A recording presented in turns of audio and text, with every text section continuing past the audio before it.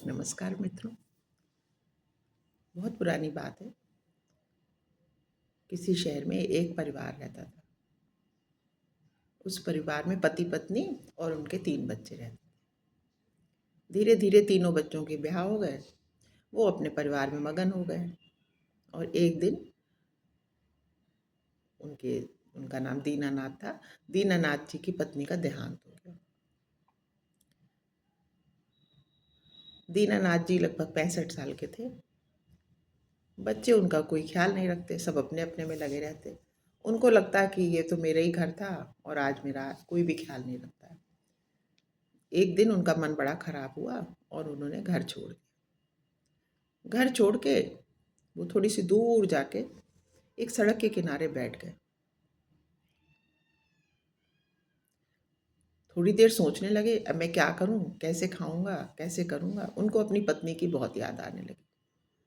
उनके आंखें आंखें नम हो गई।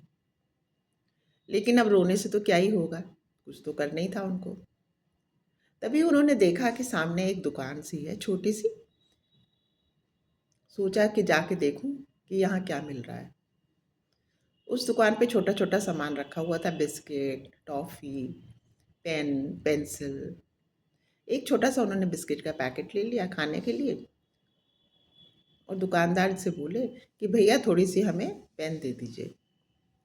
जो भी उनके पास पैसा था उन्होंने उससे पेन ले लिए और बिस्किट का पैकेट भी ले लिया।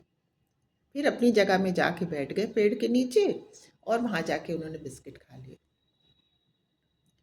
अपने जहाँ वो बैठे थे वहीं सामने उन्होंने वो पेन का डिब्बा भी रख लिया और वो सोचा उन्होंने कि मैं पेन बेच लूँगा और मेरे थोड़े से पैसे कमा लूँगा, फिर उससे मेरा गुज़र बसर हो जाएगी। बहुत देर हो गई लेकिन किसी ने उनके पेन ही नहीं खरीदे। वो थोड़े से निरुत्साहित से हो गए, थक भी गए थे और वहीं लेट के सो गए। थोड़ी देर बाद जब उनकी आँख खुली तो उन्होंने देखा कि जहाँ पे उनका पेन का डिब्बा रखा हुआ है वहाँ पे थोड़े से सिक्के पड़े हुए हैं, कॉइन्स।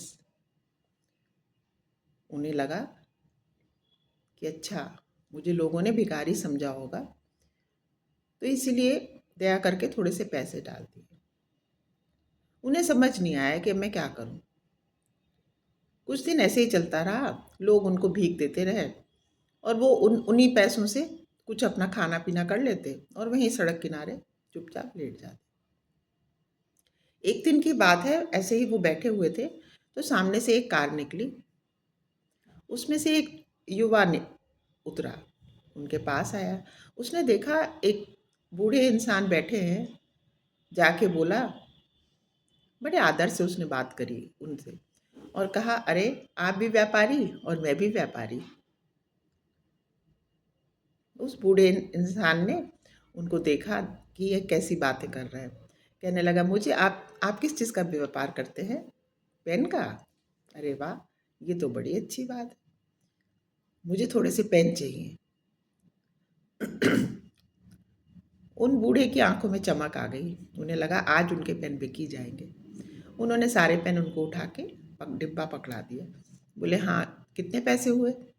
पैसे का मूल्य बताया और उस युवा ने उनको उचित मूल्य भी दे दिया। वो वहाँ से चला गया। इसके बाद बहुत दिन बीत गए। एक दिन वो बूढ़े इंसान जो थे, एक दिन कहीं जा रहे थे। देखा सामने से वही लड़का जिसने उनसे सारे पेन खरीदे थे, वो उनको सामने से आता हुआ दिखा। वो बड़े उत्साह के संग उसके सामने गए और उससे बात करने लगे। उन्होंने पूछा, क्या तुम मुझे पहचानते हो?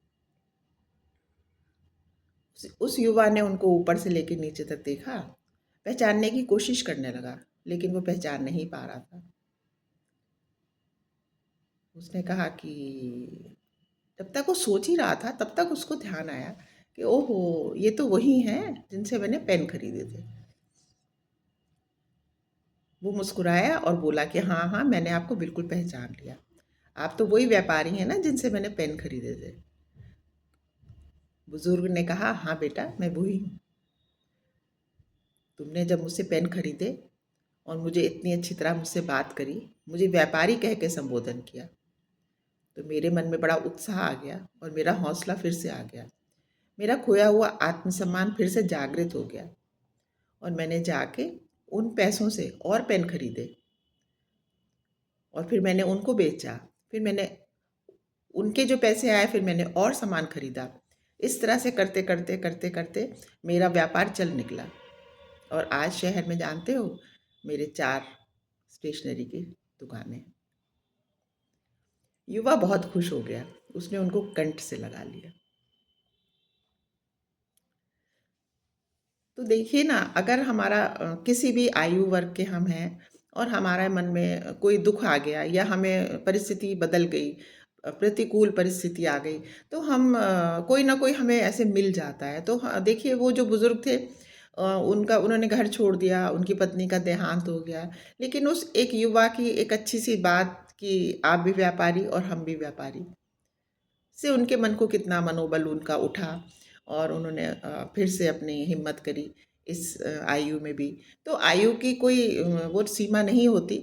हम किसी भी आयु में कुछ भी कर सकते हैं। बस अंदर से हमें हौसला होना चाहिए। हमारा शरीर पुराना पड़ता है, लेकिन हमारी आत्मा तो वैसे ही रहती है। और यदि हम भले इंसान हैं, तो ये हमारा कर्तव्य है कि हम किसी का भी अगर मनोबल टूट रहा हो, तो हम उसका मनोबल बढ़ाएँ, उसको हौसला दें। ये एक बड़ा अच्छा काम होगा। कोई भी इंसान किसी भी अपने जीवन काल के अवस्था में वो कुछ भी अच्छा काम कर सकता है। ये बिल्कुल पक्की बात है। बस आज के लिए ये छोटी-सी कहानी थी। मैं फिर से एक कहानी लेके उपस्थित होंगी। आप लोगों ने मेरी कहानी सुनी। धन्यवाद मित्रों। नमस्कार।